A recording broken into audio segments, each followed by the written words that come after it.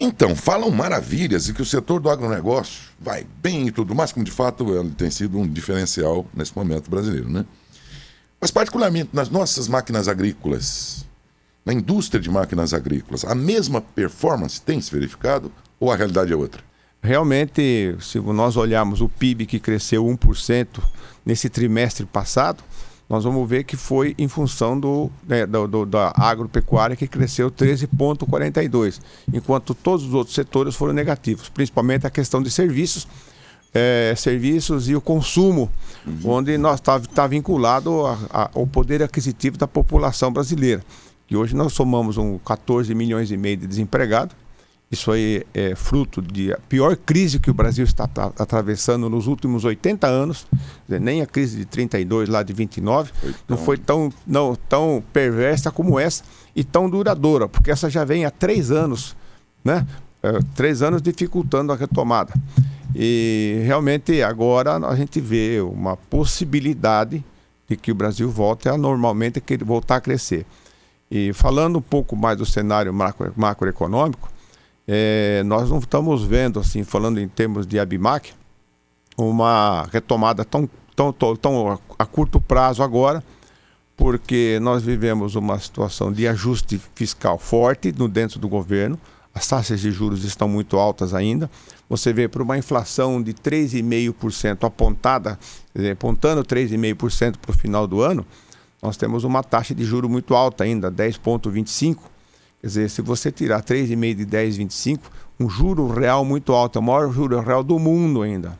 Quer dizer, esse é índice Selic, eu estou dizendo. Porém, o custo do dinheiro, em função da cunha fiscal, em função dos spreads bancários, eles vão para a estratosfera. Não quero nem falar de juro, de cheque especial, nem de cartão de crédito. Estou falando aquilo que é o dia a dia que as indústrias precisam para capital de giro, e o crédito ainda continua muito restrito em função do risco. Então, esse é um cenário que leva-nos a dizer que a economia este ano não vai crescer. Se for, vai ser 0,4 ou 0. Ela para de cair e estabiliza. Então, esse é um cenário macro. Agora, olhando para o cenário de máquinas agrícolas, olhando, vamos dizer, o universo da cidade de Matão, realmente o agronegócio ele continua pujante. Muito embora os preços das commodities oscilaram para baixo ultimamente, mas isso não tem tirado o ímpeto e o ânimo do agricultor de continuar plantando, continuar investindo. O que nós temos que falar, quando falar em máquinas agrícolas, é investimento. E para falar em investimento, o agricultor tem necessidade de renovar o seu parque de máquinas, que hoje está envelhecido. Né? Olhando assim a indústria de máquinas agrícolas, a idade média é de 10 anos. E a evolução tecnológica que houve nesse período é muito grande. Então eles precisam... Na média estamos atrasados aqui? Na média, o agricultor brasileiro hoje tem uma média de 10 anos de vida de tempo, a máquina, o tempo útil. É muita coisa. É muita coisa. Hoje você pega em qualquer país do mundo, é no máximo 5 anos, porque a evolução tecnológica que está havendo é muito grande. Então, aquilo que uma plantadeira de 10 anos atrás ou de 5 anos atrás, já não é a mesma desse ano.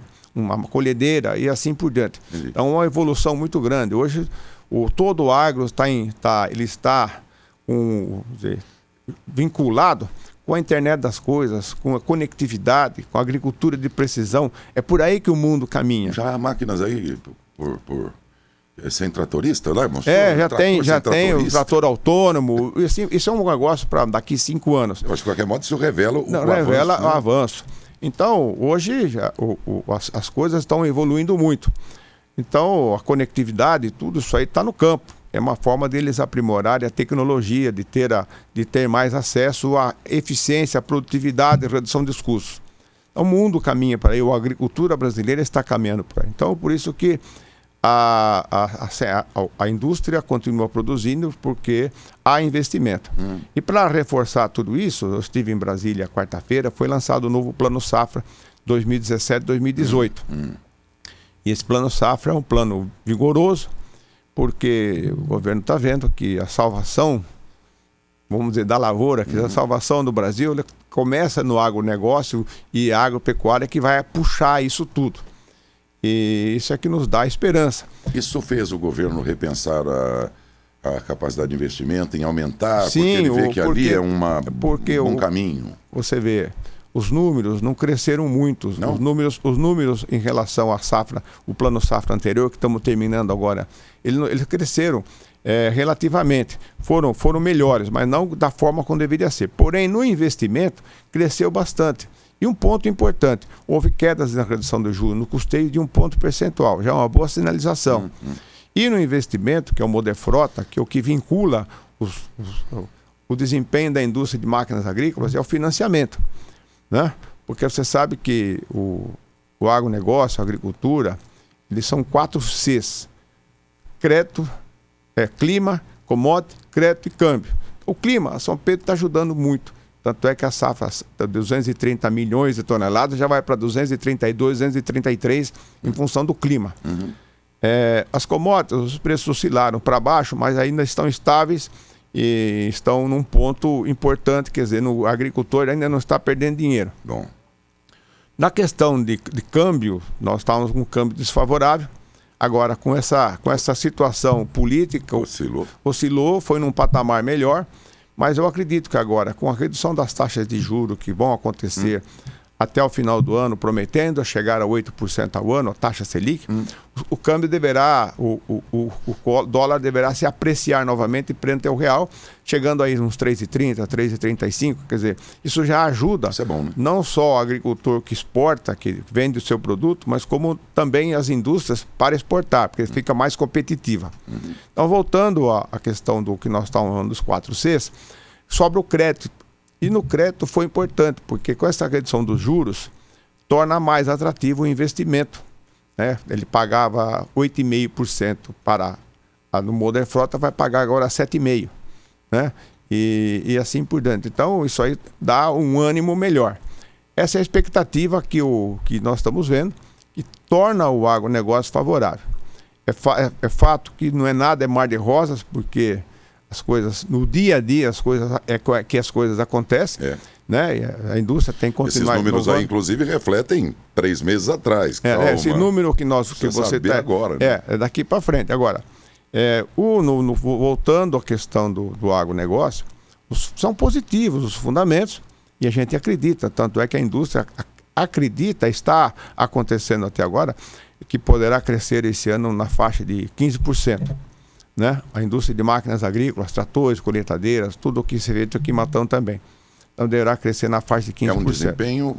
Um desempenho excelente, né? Desempenho excelente. Agora, no outro lado, olhando o restante da economia, que eu disse, o PIB deverá ser 0, 0,4 no máximo, porque nós temos que desvincular a política da economia. E para isso, nós acreditamos nas nossas instituições brasileiras. Quer dizer, nos poderes constituídos, para que a economia ande à margem disso tudo.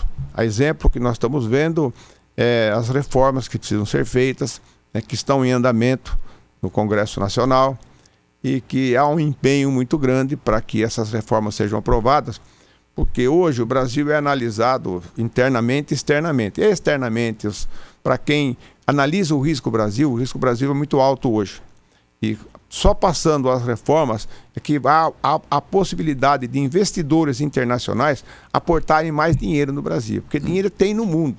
China, no mundo todo, tem muito dinheiro encharcado aí para investir. Eles só não vêm, não investem mais, porque não existe uma coisa chamada confiança para ver uma previsibilidade a médio e longo prazo. Então, isso, por exemplo... Esse risco Brasil que eu estava dizendo, ele é medido desta forma. Então, se passar as reformas como nós estamos entendendo que deverão passar, a questão da reforma trabalhista, para estabelecer uma relação, a relação entre as duas partes, relação em que o futuro, aqui no Brasil, aqui nós temos que entender o seguinte: até o passado é imprevisível. Então nós temos que ajustar tudo para que haja uma relação de poderes, mas que uma relação que seja possível continuar trabalhando e investindo. Então, esse é um dos pontos. A reforma tributária, hoje nós temos um Frankenstein no Brasil.